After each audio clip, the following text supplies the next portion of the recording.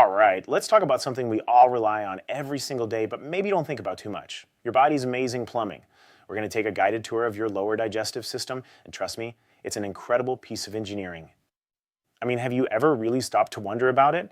How your body just knows, how it gives you such reliable control over, well, you know what? It's something we totally take for granted, but the how behind it is actually pretty fascinating. So let's dive in. So that's what we're going to do today. We're going to take a super simple guided tour, and I promise no complicated medical jargon.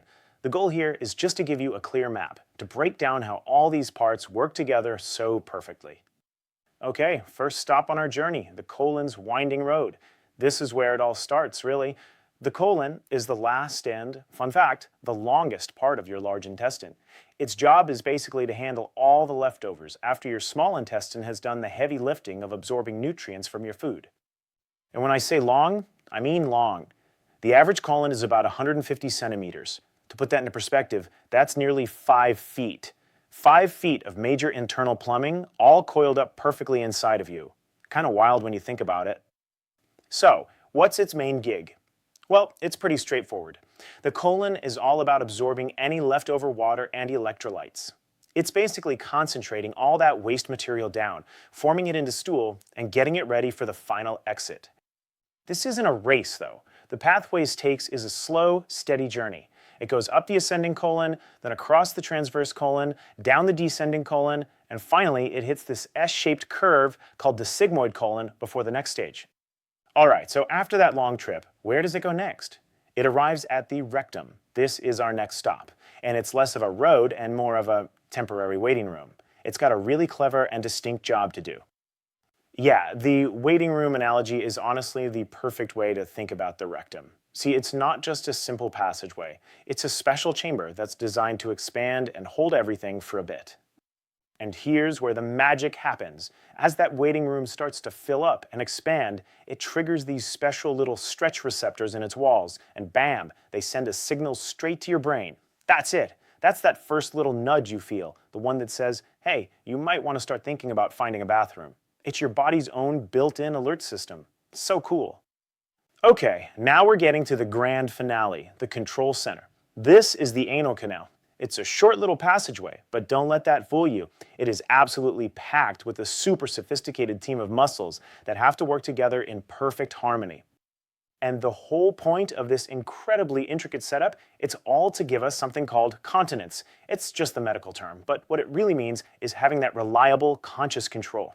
This system is the reason you can get that signal and decide, you know what, not right now, and just go about your day.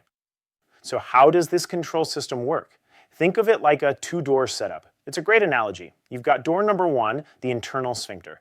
This one's involuntary. It's always on autopilot, doing its thing without you thinking about it. Then there's door number 2, the external sphincter. This one is all you. It's the voluntary muscle that's under your direct command. But wait, there's more. These sphincters aren't working in a vacuum. They get a ton of help from a whole group of muscles called the pelvic floor. The best way to picture the pelvic floor is like a strong, muscular hammock that's literally holding all your pelvic organs up and keeping everything in place. And inside that hammock, there's one muscle that is a total superstar, the puborectalis. What it does is kind of brilliant. It actually wraps around the rectum and pulls it forward, creating this sharp angle. It's just like putting a kink in a garden hose. And that kink, it's a fantastic built-in safety feature that gives you an extra layer of security. Okay, so we've done the basic tour of the plumbing. Now let's talk about why this all matters. Why should you care about this anatomy? Because a few specific landmarks in this area are the absolute key to understanding common health issues and, why you feel what you feel down there. First up is something called the dentate line. Now you can't see it, but it is a critical dividing line when it comes to sensation. Everything above that line has nerves that mostly just sense stretch and pressure. But everything below the line, the nerves are just like the ones in your skin, super sensitive to sharp pain. This one little line is the entire reason why an internal hemorrhoid might not hurt at all, but an external one or a fissure can be incredibly painful. And hey, speaking of hemorrhoids, I've got to share this quote from a major medical textbook because it completely reframes how we should think about them. So many of us hear the word and think disease or problem, but that's not the whole story, right? They're a normal part of your body. So what's their actual job? Well, hemorrhoids are basically soft cushions of blood vessels. They're part of your normal anatomy. They act like little helpers, creating a perfect airtight seal to make sure nothing gets out when you don't want it to. They are absolutely essential for continence. They only become what we think of as a problem when they get swollen or irritated. Okay, just one last little landmark to know about. Your anal canal has these teeny tiny glands. Usually they're no big deal, but if one of them gets blocked and infected, that is the #1 cause of really painful conditions like an abscess or a fistula. Just knowing that can help demystify where some of those serious problems come from. All right, let's put it all together. We've seen the long road of the colon, the waiting room of the rectum, the two-door sphincter system, and all those key landmarks. Now for the grand finale. Let's watch how this amazing team pulls off a simple, everyday action. It really is like a beautifully coordinated dance. So here's the play-by-play. Step 1, the rectum fills up and that alert gets sent to your brain. Step 2, you make the conscious decision, okay, now is a good time. Step 3, your brain sends the go command to your voluntary muscles. Step 4, that superstar puborectalis muscle relaxes, which straightens out that kink in the hose. And finally, step 5, your external sphincter, door number 2, opens. And that's the whole process. And that's it. That's the whole shebang.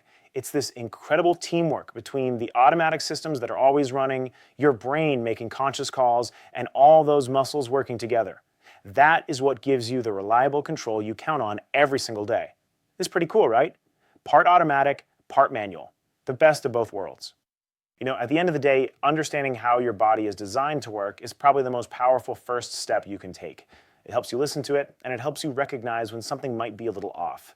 So now that you've had the tour, now that you know how it's all supposed to work, what's your next step going to be? Thanks for coming along with me on this today.